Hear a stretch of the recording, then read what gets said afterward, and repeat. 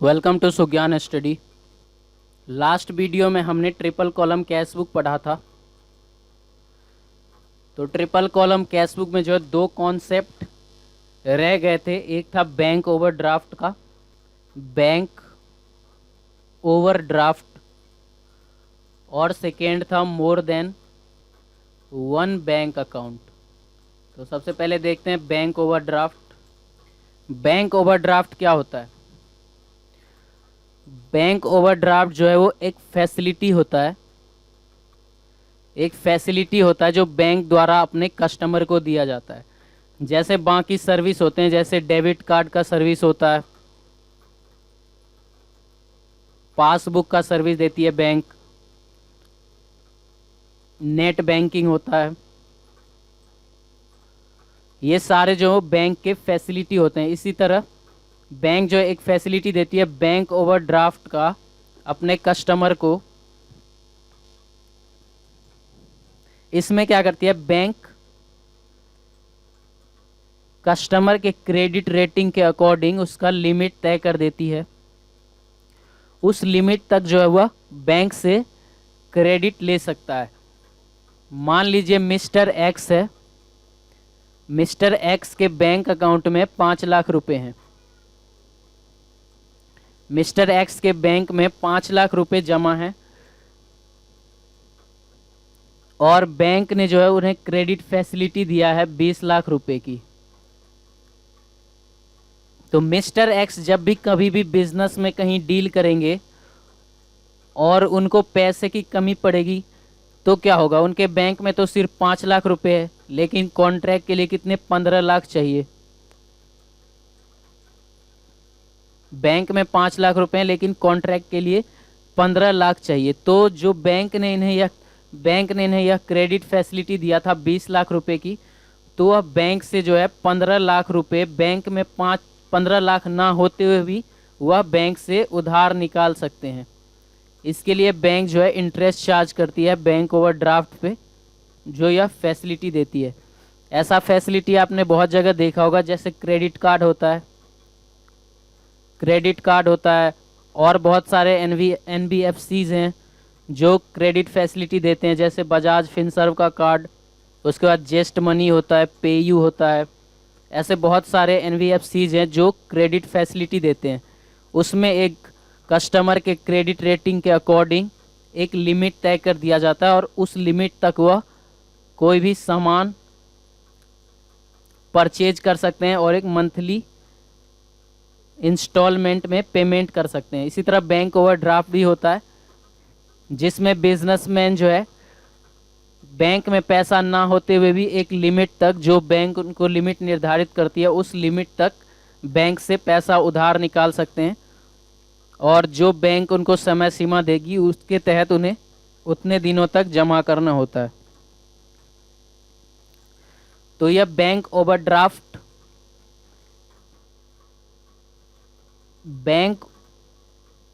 Overdraft business के लिए जो होता है एक लाइबिलिटी होता है। लाइबिलिटी इसलिए होता है क्योंकि बैंक ओवरड्राफ्ट से जो हम फैसिलिटी ले रहे हैं, जैसे 15 लाख रुपए अगर हम क्रेडिट ले रहे हैं, तो ऐसा नहीं है कि वो हमेशा के लिए हम ही रख लेंगे, उसे हमें कभी ना कभी बैंक को चुकाना होगा। यानी बैंक का पैसा हमारे ऊपर है, हमें कभी ना कभी इसे चुकाना, इसीलिए एक लाइबिलिटी होता है बैंक ओवरड्राफ्ट। तो लाइबिलिटी जब भी हम बैंक ओवरड्राफ्ट से पैसा निकालेंगे, यानी हमारी लाइबिलिटी इंक्रीज होगी, और जब भी लाइबिलिटी इंक्रीज होता है तो अकाउंट क्रेडिट होता है। यह सिर्फ बैंक अकाउंट के साथ है, क्योंकि कैश अकाउंट का बैलेंस कभी भी क्रेडिट नहीं होता है। कैश अकाउंट एक ऐसा अकाउंट है जिसका बैलेंस हमेशा डेबिट आता है। यह इसलिए होता है, इसका रीज़न यह है कि कैश का अकाउंट क्रेडिट क्यों नहीं होता। कैश का अकाउंट इसलिए क्रेडिट नहीं होता क्योंकि बिजनेस तभी चलेगा जब बिजनेस में कैश होगा, मतलब पेमेंट तभी होगा जब हमारे पास कैश होगा। इसीलिए जब हमारे पास कैश ही नहीं होगा तो हम पेमेंट करेंगे कैसे? इसीलिए कैश का अकाउंट जो है वो हमेशा डेबिट में आता है। लेकिन बैंक का अकाउंट डेबिट भी होता है और क्रेडिट भी होता है। जैसे ओवरड्राफ्ट के केस में, जब भी ओवरड्राफ्ट होगा तो बैंक जो है क्रेडिट होता है। जब ओवरड्राफ्ट बैलेंस होगा बैंक का तो हम ऐसे तो जब असेट होता है तो टू बैलेंस बीडी करके ओपनिंग लिखते हैं, लेकिन जब ओवरड्राफ्ट से होगा तो बाय बैलेंस बीडी लिखेंगे क्योंकि यह लाइबिलिटी है, और उसके बाद सेम अकाउंट बनाएंगे जैसा कैश या बैंक अकाउंट बनाते हैं। और बैंक जो है दूसरा, और एक दूसरा कॉन्सेप्ट है more than one bank account. जो फर्म होती है उसके पास एक ही बैंक नहीं होता, कभी कभी क्या होता है एक से ज़्यादा भी बैंक होते हैं। जैसे हो सकता है उस फर्म के एक पीएनबी में अकाउंट हो और दूसरा एचडीएफसी में हो, एक पीएनबी में हो और एक एचडीएफसी में हो, दो से भी ज़्यादा हो सकते हैं, तीन भी हो सकते हैं, चार भी हो सकते हैं। तो जब भी कभी भी क्वेश्चन में एक से ज़्यादा बैंक अकाउंट होगा तो उसमें हम क्या करेंगे, तो जब भी एक से ज़्यादा बैंक अकाउंट होगा क्वेश्चन में तो कुछ नहीं करना, बाकी सब कुछ सेम होगा, बस बैंक कॉलम जो है वो दो पार्ट में डिवाइड हो जाएगा। पहला हो जाएगा पीएनबी और दूसरा हो जाएगा एचडीएफसी। अगर तीन बैंक होंगे तो तीसरा बैंक, यानी बैंक कॉलम जो है वो बार बार डिवाइड होता रहेगा जितने बैंक होते हैं, और बाकी सब कुछ सेम होता है, ट्रांजैक्शन वगैरह। एक ट्रांजैक्शन होता है कि बैंक कभी कभी अपने में ही इंटर ट्रांसफ़र करते हैं, जैसे मान लो कि हम पीएनबी से पैसा जो है वो एचडीएफसी में ट्रांसफ़र कर रहे हैं, पीएनबी से पैसा हम एचडीएफसी में ट्रांसफ़र कर रहे हैं, तो इस केस में पीएनबी में भी रिकॉर्ड होगा ट्रांजैक्शन और एचडीएफसी में भी ट्रांजैक्शन रिकॉर्ड होगा। तो यही होता है more than one bank account. ये उतना खास कॉन्सेप्ट नहीं है, क्वेश्चन नहीं आते पेपर में इसमें से।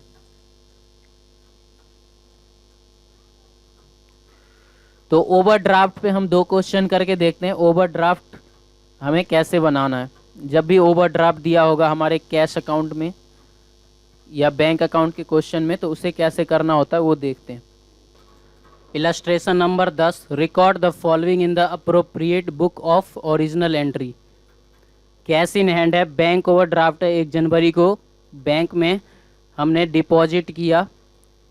Received cheque from Sharma, deposited Sharma cheque into bank और bank charges. Triple column cash book format बना लेते हैं। फॉर्मेट बना लिया हमने, उसके बाद देखते हैं 2009 1 जनवरी कैश इन हैंड 12,000 रुपये, 1 जनवरी टू बैलेंस बीडी, क्योंकि कैश का डेबिट बैलेंस है 12,400 रुपये। लेकिन 1 जनवरी को बैंक में देखिए बैंक ओवरड्राफ्ट है, मतलब बैंक का क्रेडिट बैलेंस है 1,400 रुपये। तो 1 जनवरी को हम लिखेंगे बाय बैलेंस बीडी 1,400। उसके बाद 3 जनवरी डिपॉजिटेड इनटू बैंक, तो बैंक टू कैश, तो हम लिखेंगे 3 जनवरी को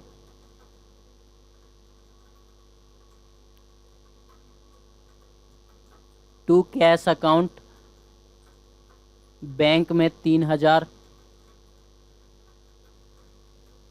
बाय बैंक अकाउंट कैश में 3,000। यहाँ पे लेज़र फॉलियो में जो है हम यहाँ पे क्योंकि कॉन्ट्रा एंट्री है इसीलिए सी लिख देंगे। जनवरी 5 रिसीव्ड चेक फ्रॉम शर्मा 5400 रुपये, लेकिन उस दिन डिपॉजिट नहीं किया तो एंट्री हो जाएगी cheque in hand to Sharma. और 6 जनवरी को डिपॉजिट हुआ, deposited Sharma cheque into bank, उसके बाद हो जाएगा बैंक अकाउंट डेबिट टू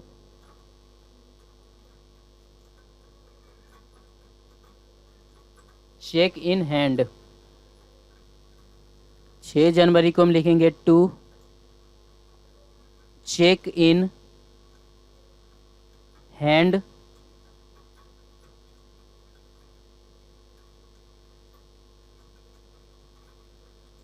$5,400। जनवरी 31 को बैंक चार्जेस,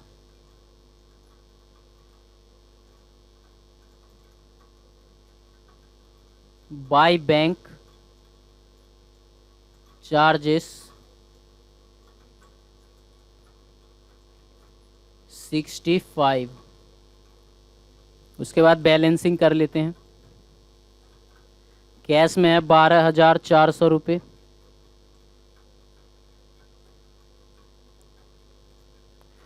और इस साइड है 3,000 रुपये।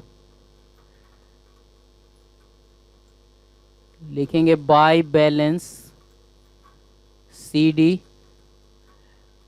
9,400 रुपये, और बैंक में है 5 3 8,400 डेबिट में,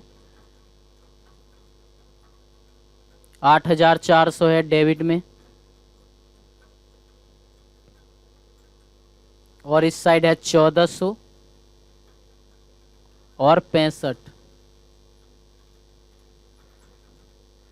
मतलब इस साइड बैलेंस होगा 6,935। यह है हमारा second question. Prepare 3 column cash book with cash, bank and discount column from the following information. 3 column cash book बनाना जिसमें कैश कॉलम, बैंक कॉलम और डिस्काउंट कॉलम तीनों होने चाहिए। तो इसके लिए हमने फॉर्मेट बनाया है। देखते हैं फर्स्ट ट्रांजेक्शन क्या है। 2014 1 सितंबर को कैश इन हैंड 7,500 रुपये।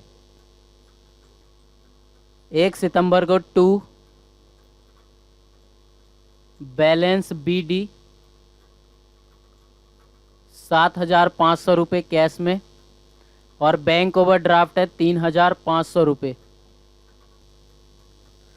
नेक्स्ट है पेड वेजेस 200 रुपये, वेजेस पेड किया 2 सितंबर को। बाय, क्योंकि 200 रुपये बहुत छोटा अमाउंट है इसीलिए यह कैश में ही पेमेंट हुआ होगा, इसीलिए हम कैश कॉलम में डाल देंगे 200 रुपये। उसके बाद 5 सितंबर कैश सेल्स 7,000 रुपये, 7,000। उसके बाद 10 सितंबर cash deposited into bank, bank account debit to cash account 4,000 रुपये कॉन्ट्रा एंट्री है। 10 सितंबर को 2 कैश अकाउंट 4,000। 10 सितंबर बाय बैंक अकाउंट कैश में 4,000, क्योंकि कैश से निकल के बैंक में जमा हुआ। उसके बाद 15 सितंबर goods purchase and paid by cheque, कितने का 2,000 रुपये। 15 सितंबर बाय परचेज 2,000 रुपये का चेक से। 20 सितंबर पेड रेंट 500 रुपये। 20 सितंबर बाय रेंट, क्योंकि छोटा अमाउंट है कैश में डालेंगे 500 रुपये। उसके बाद 25 सितंबर drew from bank for personal use, personal use के लिए जो है बैंक से पैसा निकाला 400 रुपये। मतलब यह ड्राइंग है, अगर ऑफिस यूज के लिए निकालता तो ड्राइंग नहीं होता, लेकिन पर्सनल यूज के लिए निकाल रहा है इसीलिए हम इसे ड्राइंग मानेंगे। 25 सितंबर बाय ड्राइंग 400। उसके बाद फिर 30 सितंबर को सैलरी पेड 1,000 रुपये, बाय सैलरी 1,000 रुपये। सारा ट्रांजैक्शन हमने रिकॉर्ड कर लिया। बैलेंसिंग कर लेते हैं। डिस्काउंट नहीं दिया गया था इसलिए डिस्काउंट कॉलम में कुछ नहीं आएगा। कैश में जो है हमारा 7,500 रुपये और 7,500, 14,500 टोटल हो गया। और इस साइड है हमारा 200 रुपये, 4,500 और 1,000, मतलब 5,000 और 700 रुपये हैं। और डेबिट साइड में 14,500, मतलब 8,800 रुपये से शॉर्ट है। लिखेंगे बाय बैलेंस कैरीड डाउन 8,800 रुपये कैश में। और बैंक में जो है इस साइड 4,000 रुपये है, लेकिन ऐसे ही हमें दिख रहा है कि इस साइड ज़्यादा है, 3,000, 2,000, 5,900 रुपये इस साइड, और इस साइड 4,000 है। तो 30 सितंबर को हम इधर लिखेंगे टू बैलेंस CD 1,900। तो ये था हमारा बैंक ओवरड्राफ्ट। अगर वीडियो अच्छा लगे तो चैनल को सब्सक्राइब कीजिए, वीडियोस को लाइक कीजिए और अपने दोस्तों के साथ शेयर कीजिए। मिलते हैं नेक्स्ट वीडियो में।